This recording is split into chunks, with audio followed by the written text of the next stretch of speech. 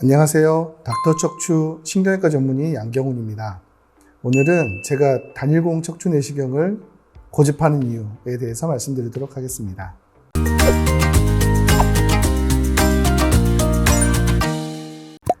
단일공 내시경과 양방향 내시경에 대해서 갑론을박이 굉장히 많습니다. 제 개인적으로는 단일공 내시경과 양방향 내시경을 사용했을 때 환자의 예후가 단일공 내시경이 훨씬 더 좋았습니다. 수술 후에 경과가 좋다는 얘기인데요.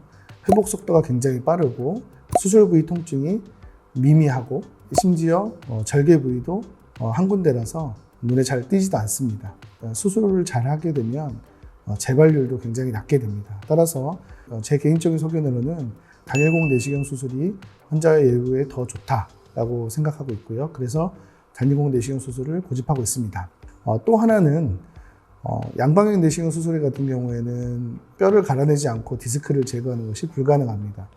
그러나 단일공 내시경 수술은 관절과 뼈에 이상이 없는 단순 디스크를 앓고 있는 젊은 환자들의 경우 뼈와 관절을 그대로 놔둔 상태로 디스크만 제거를 하는 것이 가장 좋은 방법인데요. 이 경우 단일공 내시경을 사용해야만 가능합니다. 따라서 단일공 내시경은 환자에 맞춰서 필요 없는 그러니까 정상적인 부분은 건드리지 않고 병변만 제거하는 것이 가능하기 때문에 환자 맞춤 치료에 적합하다고 할 수 있겠습니다. 그러니까 환자 입장에서 단일공이 좋은 건 알겠어요. 네네네. 근데 의사 선생님들이 양방향을 많이 하시는 건 이유가 있지 않을까요? 네.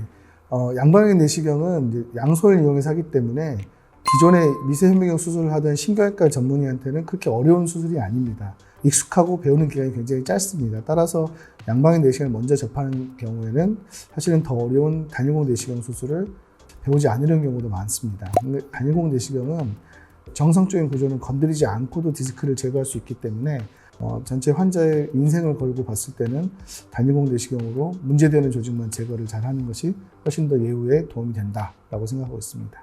그래서 실제로 단일공 내시경과 양방향 내시경, 게다가 기존에 하던 현미경 수술까지 한꺼번에 논평을 하려고 한다면 다 잘하는 사람의 얘기를 들어야지 어느 하나만 잘하고 어느 하나만 관심 있는 사람 얘기 들어서는 어느 것이 더 좋으냐라고 사실 알기는 어렵고요. 실제로 이것에 대한 요즘에 이제 객관적 자료를 취합해서 여러 가지 논문들이 발표되고 있는데 숙련된 의사가 아니고 비숙련자가 했을 경우는 제외를 하고 숙련된 의사가 치료를 했을 경우는 단일공 내시경이 가장 우수하다라고 되어 있습니다. 원장님 단일공도 하시고 양방향도 하시잖아요. 네. 어떤 게 더 쉬우세요? 사실 수술 난이도로 보면 양방향이 훨씬 접하기 쉽습니다. 근데 왜 단일공을 고집하세요? 그거는 환자에게 좋으니까 의사가 존재하고 수술이 존재하는 이유는 환자를 이롭게 하기 위해서인데 환자에게 더 도움이 되는 것이 단일공이라고 판단해서 저는 단일공 내시경 수술을 고집하고 있습니다. 사실 단일공 내시경 수술도 5,000건 이상 하게 되니까 그 수술이 굉장히 쉬워졌습니다. 양방향 내시경은 현미경 수술을 하는 사람들은 다 할 수가 있습니다. 대부분의 수술이 첫 번째는 잘 안 되는데 양방향 내시경은 처음 수술할 때도 문제없이 잘 됐던 경험이 있습니다.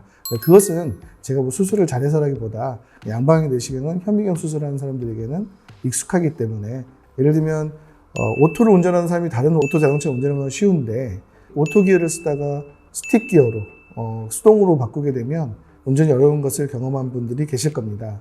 현미경 수술을 하다가 양방향 내시경 수술을 하는 것은 오토에서 오토로 가는 것이고요.